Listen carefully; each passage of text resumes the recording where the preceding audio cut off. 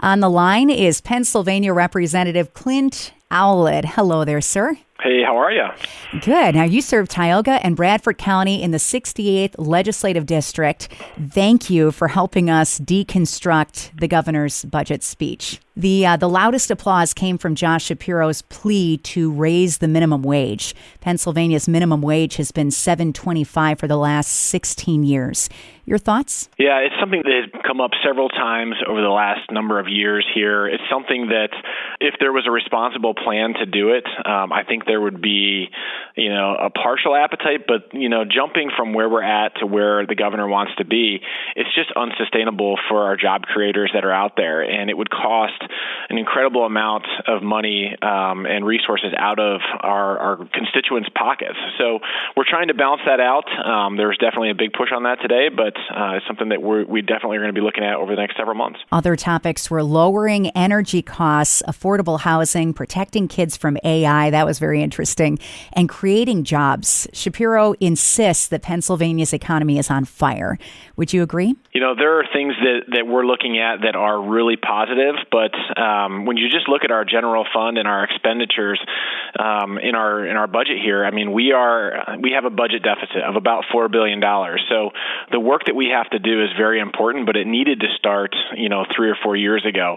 There are positives for sure, but we are not in a good spot as far as our budget goes. And, some of the projects and things that he's talking about to balance this budget proposal just are not going to work. They're not going to be able to create the revenue that we would need. So we are operating in a structural deficit in Pennsylvania. And that was one of the things he didn't even call out or recognize, the fact that he's planning to take actually $4.5 billion out of our rainy day fund just to balance his budget this year and again next year. So that's revenue that we don't have in our budget right now that we'll have to come up with in the short term. Another piece of it that is frustrating is you don't see an actual planning of the out years of any type of financial increases. The governor has to put on paper what his plans are for the out years, and he actually has us at no growth whatsoever in any of our expenditures. And that's just not good budgeting practice. If a CEO did that in a boardroom, he would be laughed out of the boardroom.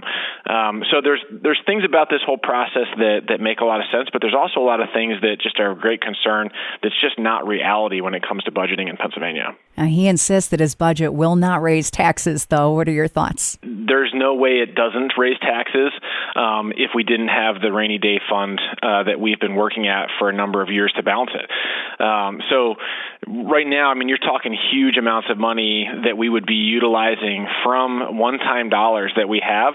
So in order to balance a budget like this in the future years, which we all know is nothing's going to be cut from this in the next year or two, we would absolutely be setting ourselves up for a huge tax increase should a proposal like this actually go through. And so, it's the beginning of the process. He puts forward some of his initiatives, and, we dig into it and try and figure out exactly what's possible, what's not possible at all. I will say there were some positive things. The cell phone ban in schools, the chatbot parent notification and reforms with that, investing in our career and tech education programs. These are all really good things that we've been working on. Finally addressing the financial exploitation of our seniors and trying to tackle energy costs. Those are things that we can find some common ground on, and hopefully we can actually get accomplished. Let's talk about those energy costs. He spent quite a bit of the speech on that. Mm-hmm. He wants to reduce junk fees for the poor, have price transparency, and then look at bills line by line with extra scrutiny.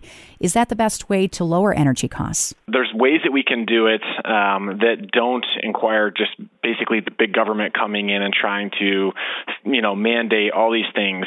What we really need is it's a supply and demand challenge that we have. The interesting part about this, and one of the odd things that I found interesting about his speech, he did bring up RGGI, the Regional Greenhouse Gas Initiative, but he's been leading the charge and keeping that hanging over the head of all of our energy producers for the last 4 years.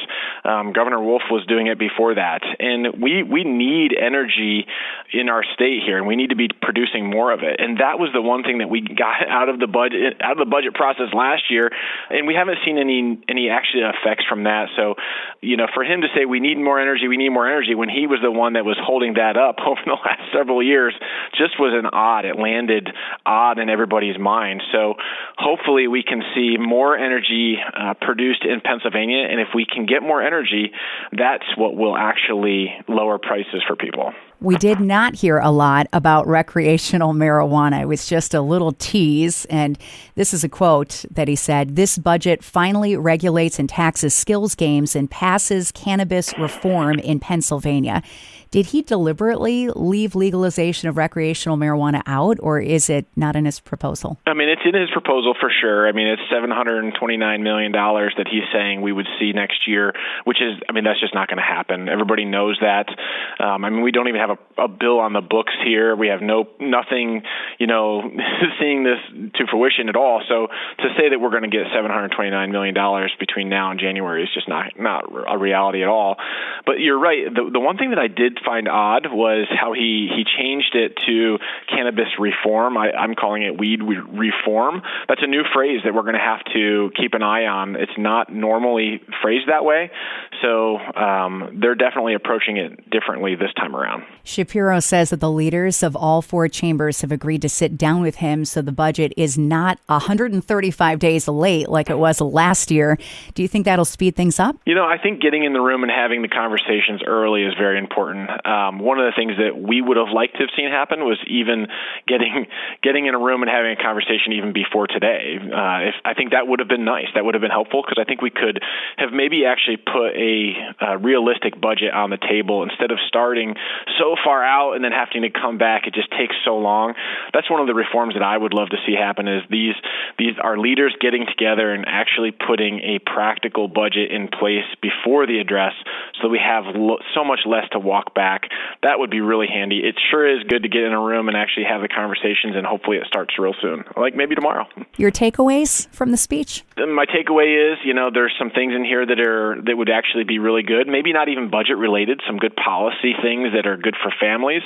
There are some pieces that I, obviously am very concerned about. I think there's a number of things that he talked about that just is really growing government and making government so much bigger than it is. And if you really close your eyes and listen, you'd think, there's nothing that government can't fix. And I think that's kind of the takeaway for me is, this is a big process. This is his big speech. It's his show. It's his opportunity to put his vision forward. And there are some things that are good, but it's just the beginning of the process, and we'll dig in from here.